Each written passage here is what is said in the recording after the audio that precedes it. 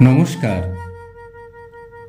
কবি বরুণ হালদারের একটি গভীর উপলব্ধির কবিতা সুভাষের চেতনা। ভালো করে চেয়ে দেখো চারিদিকে, প্রশ্নগুলো তোমার মনেও জাগবে। এখনো দেশের অনেক মানুষ আধপেটা খায়, খালি পেটে ঘুমায়। এই কি স্বপ্নের স্বাধীনতা? ফসল নির্ভর দেশে শস্য খেতে পর্যাপ্ত জল নেই, পানীয় জল এখনো প্রতিকূলে। যখন যেমন পায় তাই দিয়ে জীবন চলে। এই কি স্বপ্নের স্বাধীনতা? ধোঁয়ায় ভরপুর রান্নাঘর, বুকে বাসা বাঁধে মারণ রোগ। চিকিৎসার নামে ঝাড়ফুঁক, শিকড় বাকড় মাদুলি, গ্রাম থেকে শহর। এই কি স্বপ্নের স্বাধীনতা?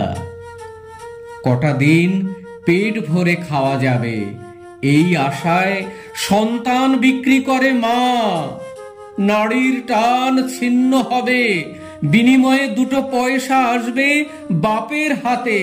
কঠোর নির্মম বাস্তব। এই কি স্বপ্নের স্বাধীনতা? কত শিশুর কাছে স্কুল বিলাসিতা, পেটের জ্বালায় শিশু শ্রমিক হয়।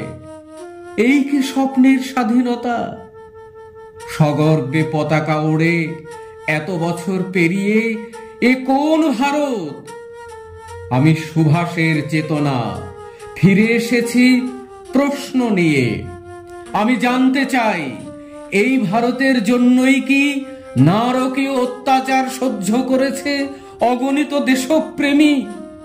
এই মাটি ভালোবেসে অমানবিক অত্যাচার সহ্য করে নির্দ্বিধায় বুকে রক্ত ঢেলে দিয়েছে অগণিত তাজা প্রাণ।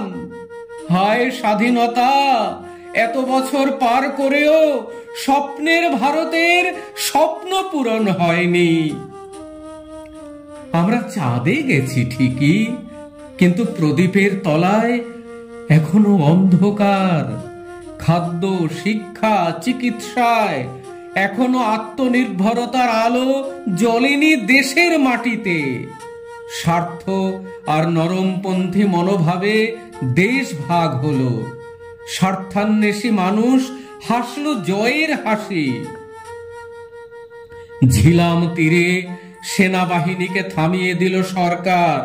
তখন থেকেই ভারত ভূমি রক্তাক্ত, কাশ্মীরের অর্ধেক পরদেশ।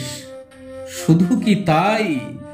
দিশাহীন নীতির জন্য আকসাই চীন আর তিব্বত ভূমির মায়া ত্যাগ করলো ভারতবাসী। এই মাটির খেয়ে পড়ে এই মাটির বিরুদ্ধ আচরণকারী ছদ্মবেশী গদ্দারের জন্য শুধু পূবে পশ্চিমে নয়, প্রায় সব দিকেই সন্ত্রাসের কালো নখ ভারত ভূমি আঁচড় কাটে। আমি সুভাষের চেতনা, ফিরে এসেছি প্রশ্ন নিয়ে। মৌন মনে মেনে নেবার দিন শেষ। যুবক, তোমরা ওঠো, জাগো, সংঘবদ্ধ হও, দৃঢ় সংকল্প করো। কর্মে প্রগতির জোয়ার আনো, শির দ্বারা শক্ত করে শত্রুর চোখে চোখ রেখে জবাব দাও। গড়ে তোলো স্বপ্নের ভারত, প্রগতির ভারত। নমস্কার।